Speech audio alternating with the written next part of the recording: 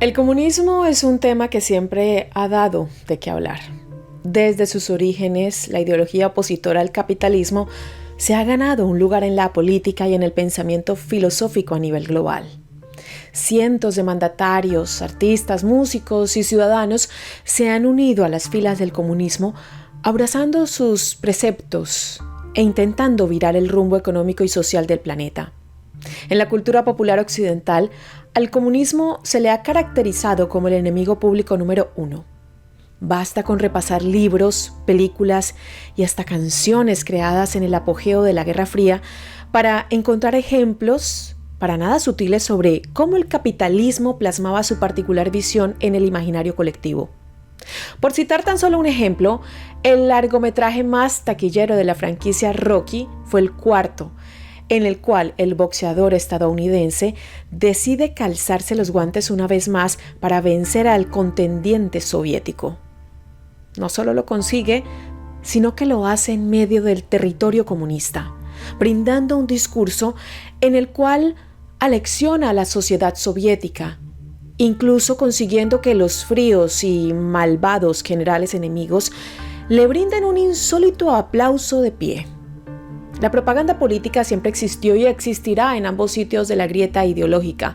En el video de hoy repasaremos la historia del comunismo, sus ideas básicas y cómo se ha adaptado en el siglo XXI, sin olvidarnos, por supuesto, del comunismo en Colombia. Antes de continuar, les recuerdo que si tienen sugerencias sobre qué otras temáticas les gustaría que analice en este canal, pueden dejarlas escritas en la caja de comentarios ubicada aquí abajo. Si les gusta mi contenido, se pueden suscribir a mi canal, activar la campanita de notificaciones y de esta manera YouTube les avisará cuando suba un nuevo video. También me pueden seguir en mis diferentes redes sociales. Me encuentran en Instagram, Facebook o en Twitter como @lachilito y en TikTok como @lachilito1. Comenzamos.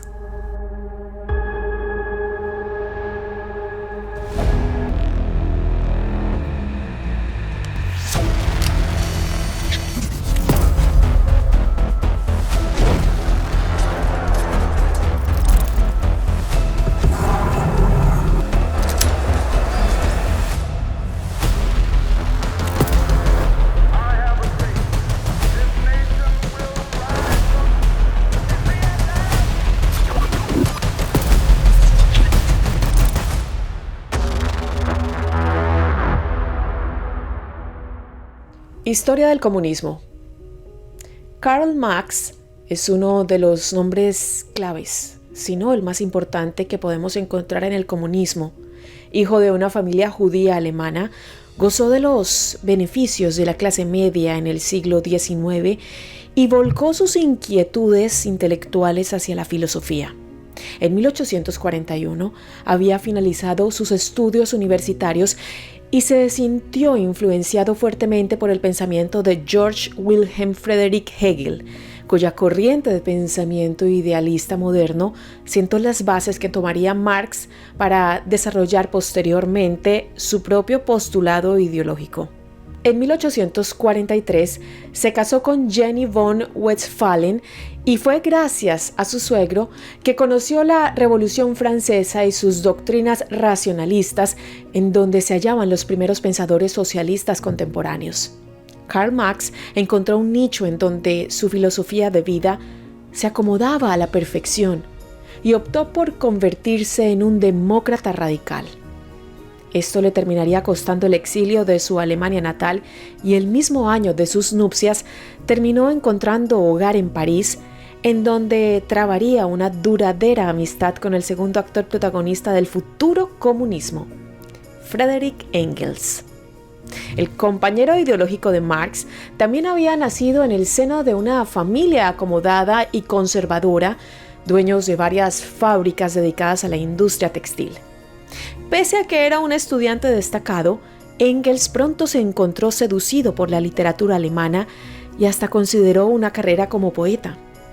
Su padre tenía planes para el joven. Anhelaba que su hijo siguiera su camino empresarial y con tan solo 18 años, Friedrich acompañó a su padre a un viaje por Gran Bretaña para después instalarse en Bremen, con el fin de ampliar los conocimientos de la industria que manejaba su padre. Nada de esto lo satisfacía, estaba más interesado en la literatura. Pasaba sus días trabajando en oficinas mercantiles y disfrutando las noches de fervor artístico e ideas frescas que iba absorbiendo de las juventudes alemanas que se oponían al feudalismo y a las monarquías. Las lecturas de Hegel también lo influenciaron en gran medida. Sus observaciones sobre el estado precario de los empleados en las fábricas inglesas fueron una gran inspiración. Engels gozaba de una situación económica privilegiada. Podía darse el lujo de pasar extensas jornadas bebiendo y discutiendo con intelectuales alemanes. Se había anotado en el servicio militar alemán, pero esto también le aburría. Aprovechaba algunos tiempos libres para asistir como oyente a clases de filosofía y continuaba publicando esporádicamente textos satíricos en el periódico Gaceta Renana, en donde Karl Marx también oficiaba como redactor. Marx había abandonado la mayoría de los preceptos hegelianos para volcarse al materialismo, y Engels aún continuaba atado a las doctrinas de Hegel. El primer encuentro entre los futuros colaboradores y amigos fue al menos frío.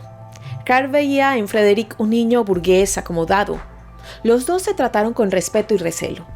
La imposibilidad de publicar en Alemania llevó a Marx y Engels a colaborar en una publicación parisina, los Anales franco-alemanes. La visión de Frederick había comenzado a abandonar las ideas de Hegel, principalmente por su estancia en Inglaterra y porque estaba observando a los trabajadores textiles, quienes lo llevaron a alinearse más con las ideas materialistas de Marx, que había publicado un artículo titulado Crítica de la filosofía del derecho de Hegel. Engels hizo lo suyo con el ensayo Esbozo de una crítica de la economía política. Esta publicada en la misma revista. La amistad entre ambos comenzó a gestarse con aquel intercambio silencioso de lecturas. Mientras Marx trabajaba en su primera obra fundamental, La Sagrada Familia, Engels llegó a París en 1844 para colaborar con el libro. Marx se encontró con un joven entusiasta, cuyas ideas coincidían plenamente con las suyas. La publicación vio la luz en 1845 y causó mucho revuelo entre los intelectuales de la época, incluyendo a Bruno Bauer, un acólito de Hegel, cuyas ideas se vieron refutadas en la Sagrada Familia. La sátira de época estableció la primera colaboración entre ambos, una pequeña muestra de la simbiosis que habían conseguido trabajando codo a codo brevemente.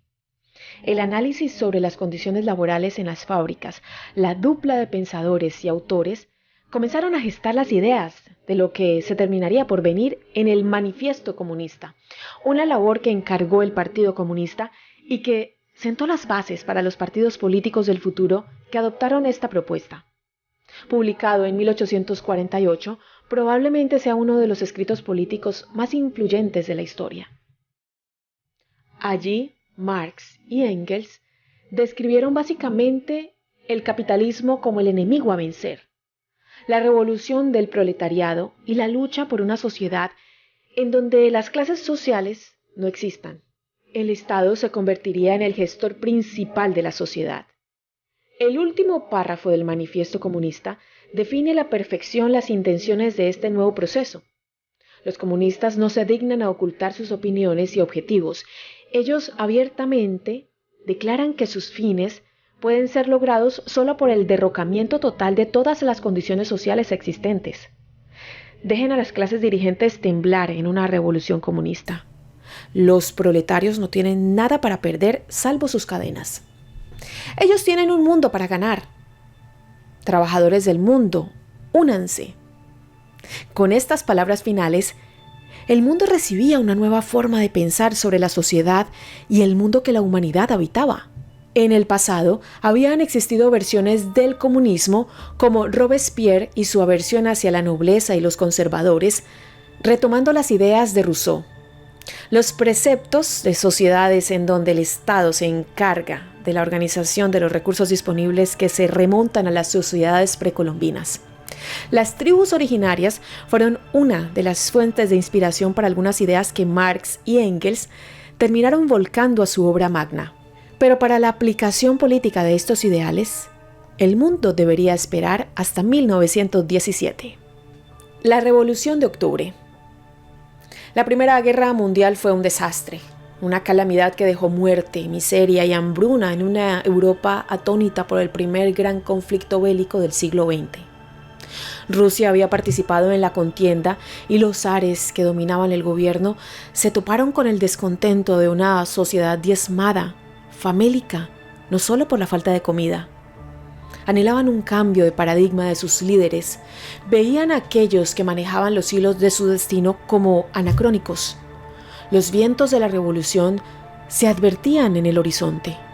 Una marcha por el Día de la Mujer se convocó en Petrogrado, a la que se le unieron los obreros. Compartían el descontento con el zar Nicolás II, que había llevado al país a un proceso de industrialización que perjudicó seriamente a los sectores de más bajos recursos y al campesinado. La sociedad, harta en todos los estratos que la componían, continuaron manifestándose, levantando banderas en contra de la monarquía. Aquel febrero de posguerra fue un caldo de cultivo social y había una nueva ideología política en crecimiento dispuesta a sentar las bases de un nuevo paradigma. El zar mandó a reprimir a las masas que, lejos de amedrentarse, continuaron con el avance. Los militares pronto cambiaron al bando de los protestantes. Así, el 27 de febrero, los trabajadores tomaron el Palacio Turit. Contrario a lo que se piensa popularmente, no fue una revolución socialista o comunista, sino una reacción visceral de los obreros y trabajadores que consiguieron, por fin, derrotar al zar que los oprimía.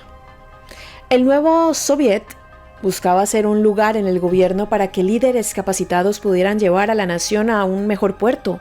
La caída de Nicolás II fue el final de los zares, pero no fue el inicio de la República Democrática que anhelaban los revolucionarios. Tras el asalto al Palacio de Invierno el 25 de octubre de 1917, se instauró un consejo de comisarios del pueblo, conformado por bolcheviques y dirigidos por Vladimir Lenin. La revolución soviética había por fin triunfado. Fue el primer gran golpe para el capitalismo, ya que se probó que la teoría comunista podía ser aplicada a la realidad. El sueño comunista no fue una utopía, como suponían. La Unión Soviética pronto estaría en numerosas crisis y escándalos, y al convertirse en la única alternativa al modelo capitalista vigente y preponderante en el mundo, también se transformaron en el blanco de críticas y ataques. Por mencionar solo algunos ejemplos, Lenin mandó a fusilar a más de 50.000 rusos en los primeros meses de su gobierno. Diversos experimentos políticos fallidos como la Glasnost y la Perestroika debilitaron la estructura del comunismo reinante en la Unión, y la Guerra Fría contra Estados Unidos condujo a la inevitable disolución del primer país que consiguió aplicar el comunismo como un modelo de Estado. En la actualidad quedan solamente 5 países que se adhieren al comunismo: la República Popular de China, Cuba, Laos, Vietnam y Corea del Norte continúan con gobiernos nacidos de esta corriente de pensamiento, pero con el correr de las décadas han abierto más sus fronteras, estableciendo lazos con el capitalismo e insertándose en un mundo globalizado. Quien ofrece más resistencia es Corea del Norte, que oficialmente borró todo registro de la palabra comunismo en su constitución en 2 reformas que hicieron en 1992 y 2009. Los norcoreanos también decidieron no jugar sus cartas en la mesa del capitalismo. La supervivencia del comunismo en el mundo es innegable. Aunque son una minoría, existen otras naciones que tienen sistemas de gobierno derivados de las ideologías marxistas, pero ninguna se parece lo suficiente al de la Unión Soviética, Cuba o los demás países que cité antes. Esto despierta una pregunta interesante. ¿Funcionó el comunismo en el mundo? ¿Funciona el comunismo? La respuesta simple a esta interrogante es: depende desde qué perspectiva se le analice. Aquí entramos en un terreno en donde la ideología juega un papel fundamental a la hora de establecer un análisis. Los partidarios del comunismo afirman que su sistema económico y social es el más justo, el que equipara la balanza en el pueblo, la corriente de pensamiento ideal para crear un cambio significativo en el mundo. Los capitalistas, amparados en los países que han adoptado el comunismo como sistema, definen a la doctrina ideada por Marx y Engels como una máquina de producir pobreza y, obviamente, creen que el capitalismo es la única doctrina posible para que el mundo siga funcionando. Los números a nivel global le dan la batalla ganada al capitalismo por un amplio margen. Es el sistema dominante, la inmensa mayoría de los países la utilizan y en un mundo globalizado, quedarse afuera de las negociaciones con los grandes países capitalistas puede llevar a repercusiones nefastas en los pueblos. Cuba, por ejemplo, lleva años intentando abrir su economía a los países vecinos. Pesa sobre el pueblo cubano un bloqueo comercial histórico que algunos presidentes estadounidenses han intentado levantar ocasionalmente. Pero el capitalismo tiene como instrumento de presión diplomática este recurso de trabar las economías ajenas, especialmente de países comunistas. Es imposible igualar a todos en riqueza porque aún en los países comunistas siempre ha habido gente con más posesión que otros. La pobreza estructural es un mal necesario para el capitalismo, pero también una consecuencia en los países comunistas. Aquí se manifiesta una paradoja irresoluble. No somos todos iguales y es sumamente injusto no tratar a todos por igual. Los países han establecido una economía de mercado que choca directamente con el modelo de economía planificada del comunismo. En un sistema económico que cambia permanentemente, que se debe adaptar, evolucionar y entender el presente para apuntar al futuro, la planificación vuelve menos competitivos los métodos comunistas. Ellos culpan de esto al capitalismo salvaje, aduciendo que oprime a los más débiles. Los capitalistas hablan siempre de la sana competencia y se apoyan en los datos empíricos que prueban el fracaso sistemático del comunismo a lo largo de la historia. La economía de mercado ha ganado la pulseada y en el panorama actual el comunismo parece inviable. China es el mejor ejemplo sobre cómo un sistema comunista consiguió adaptarse a la economía de mercado capitalista. En la actualidad es el segundo país con más multimillonarios por detrás de Estados Unidos. El enorme proceso de industrialización y apertura de la economía ha convertido a China en una fábrica de corporaciones. Tienen el sector bancario más acaudalado del planeta y pese a que ha pasado periodos de recesión económica, es una de las principales superpotencias. Esto se dio tras la muerte de Mao en 1976, cuando el presidente Deng Xiaoping impulsó un programa económico llamado Reforma y Apertura.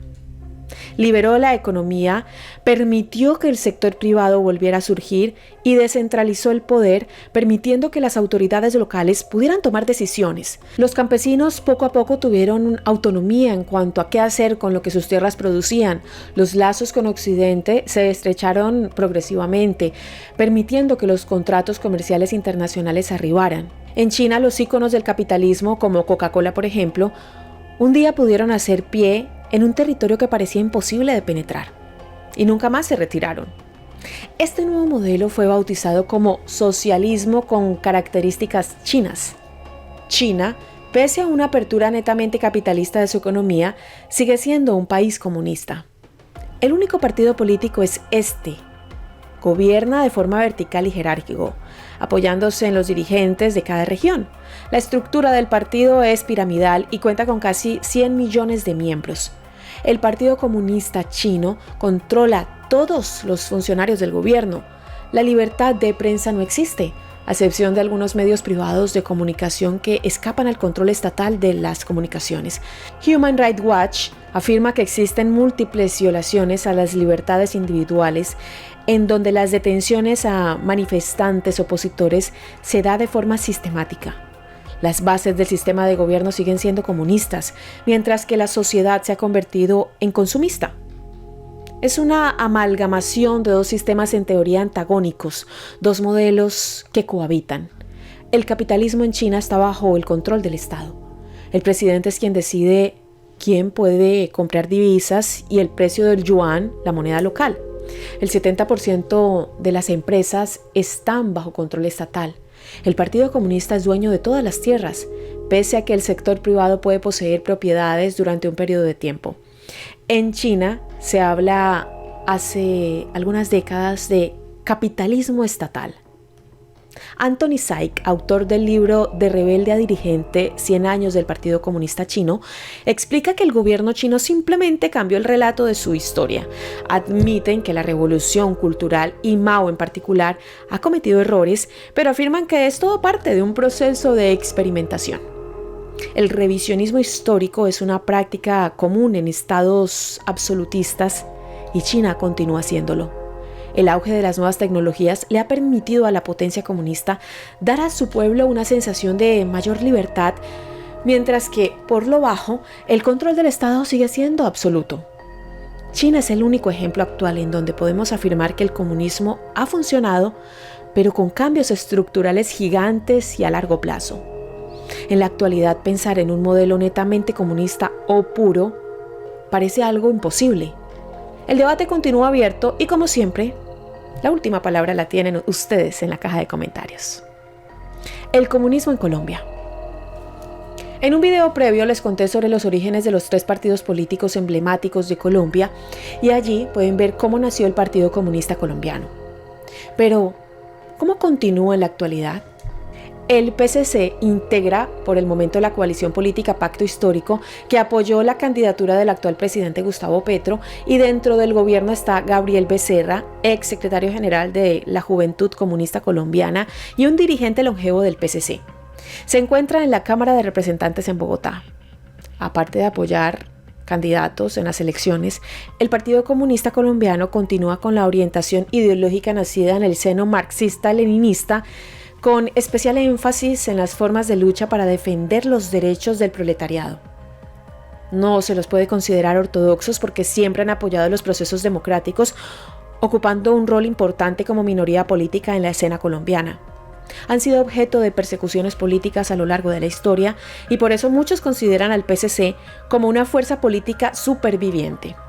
La poca representatividad parlamentaria y el escaso poder electoral ha diezmado las actividades del Partido Comunista Colombiano, que continúa formando parte del panorama político e ideológico del país desde su fundación en 1930. Tal vez el modelo de gobierno comunista no se pueda aplicar sobre los fundamentos que establecieron Marx y Engels en el pasado, pero es imposible negar el impacto que ha tenido esta corriente ideológica a nivel global desde su irrupción en el siglo XIX. A medida que el mundo continúe evolucionando, el comunismo estará allí para ofrecer una visión diferente al poder de turno, como una alternativa de pensamiento. Esta fue la historia del comunismo. Tenemos la visita especial de esta reina de mi corazón. Aquí está ella poniendo total atención a la historia del comunismo, todas las hazañas de Karl Marx, Engels, todos los escritos de Hegel. A ustedes gracias por llegar hasta el final, por conocer esta fascinante historia. Les recuerdo que si les gusta este contenido, pueden compartirlo con sus familiares, pueden suscribirse a este canal para que YouTube les avise cuando suba un nuevo video y también me encuentran en mis diferentes redes sociales, Instagram, Facebook o Twitter como @lachilito y en TikTok como @lachilito1. Es muy consentida. Nos vemos en un próximo video. Hasta pronto. Bye bye.